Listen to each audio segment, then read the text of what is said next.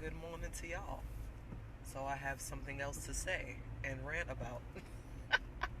Like to hear it, here it go. First off, thank you to everyone who, said congratulations to Autumn on her yearbook photos and all that. Her graduation that's coming up for next year. Thank you for that. But I noticed a lot of parents was like, yeah, my son didn't want to take pics, or yeah, my daughter didn't want me at her photo shoot. When did kids start having choices? That must be something new. See, I'm old school. I, you don't get choices, you get options. There's a difference. Now, granted, yeah, when you look up the definition of choices and options in the dictionary, it's very similar. But in the parental guidance book, choices and options are different. Okay? You get choices when you start paying bills. When you start, putting food on the table and keeping the lights on and helping with the rent and working, that's when you get choices. Until then, you only have options. And the options are do what I say or get that ass whipped. Yeah, that's pretty much the options. And in no way am I promoting, child abuse or, belittling your child or, anything like that. But again, that's these new parents and giving your kid too much leeway. And then y'all want to wonder why they be talking back to y'all and not listening. And you always feel like you got to debate with them. Ain't no debating with your kid. That's your child. You birthed them, okay? You're the reason they're breathing, the reason they're eating every day. Holding down the fort. They don't get no choices. They get options. If you tell them to do something, they need to just be doing it expeditiously. That's really it. But that all starts from when they're small. I really hate to see a parent going back and forth with their child. Like, almost in a argumentative type conversation when it's your kid. Now, that lets your kids get away with cursing, they're a baby. You think it's cute. Or hitting you back. No, that's where it starts. That's how they start getting out of control, right there.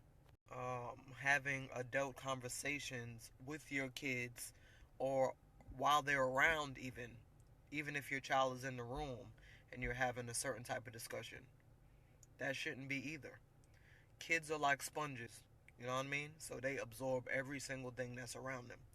So people, are always amazed by the way my daughter is, being that I was a whole exotic dancer and my child is the way she is. Like, how is she so pure and still has her innocence, and her mother was a whole dancer going around slinging dick? You understand what I'm saying? Like, seriously, these is all facts, though. You know why?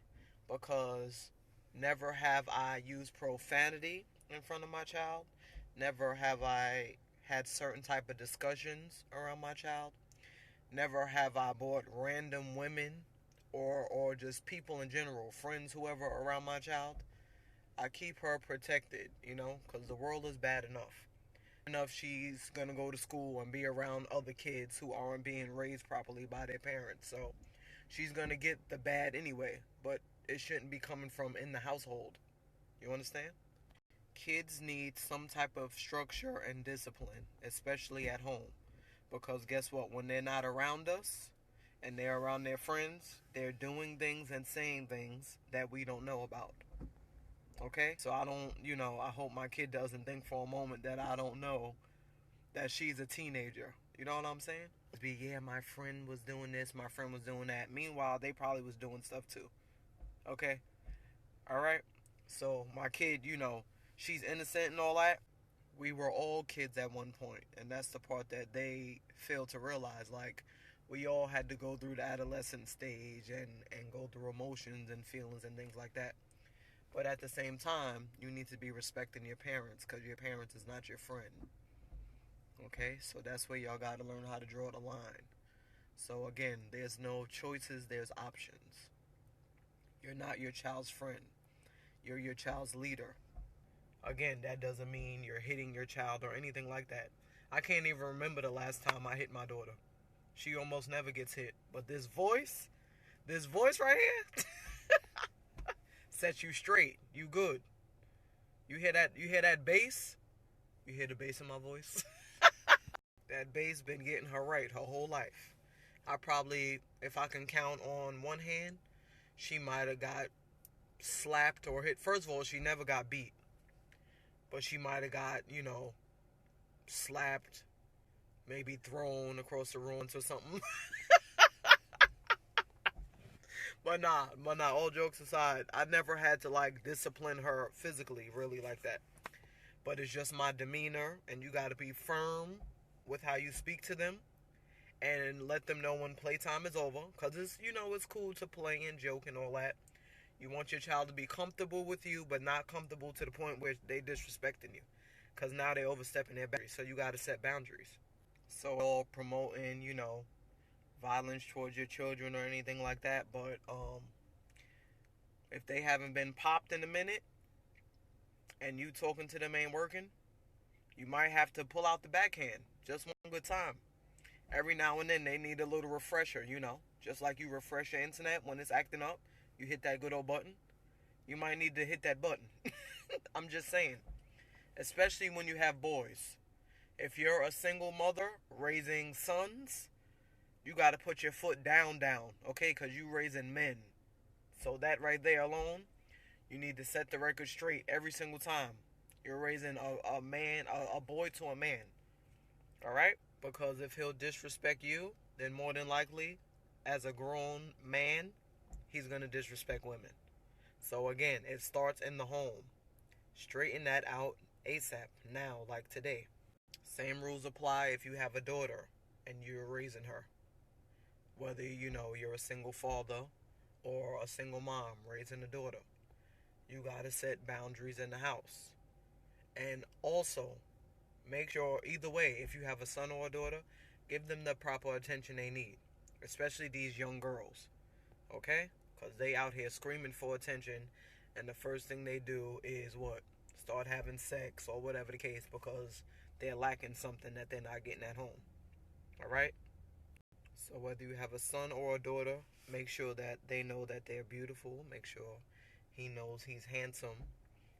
Always, every chance you get, tell them how smart they are, how proud of how proud you are of them. All these little things add up when they become adults. And this is why people turn out the way they do. Because they didn't get that type of nurturing at home. So, as an adult, they're seeking it from other adults. No, they need to get it at home. So then that'll make them a better person when they get older. Now, granted, I didn't grow up in a lovey-dovey type of environment, full of, oh, I'm proud of you and this and that. I didn't grow up that way. But that doesn't mean that I'm not going to know how to give off that type of energy for my child. Come on now, you got to have common sense. Especially in today's world, it's very necessary. So, long story short, start being a parent. You're not your child's friend. They have enough of those at school, enough peers and things like that, that they can dictate what they're going to and not going to do too. You're the leader, so lead so they can follow. Alright? Y'all have a good day. Mwah.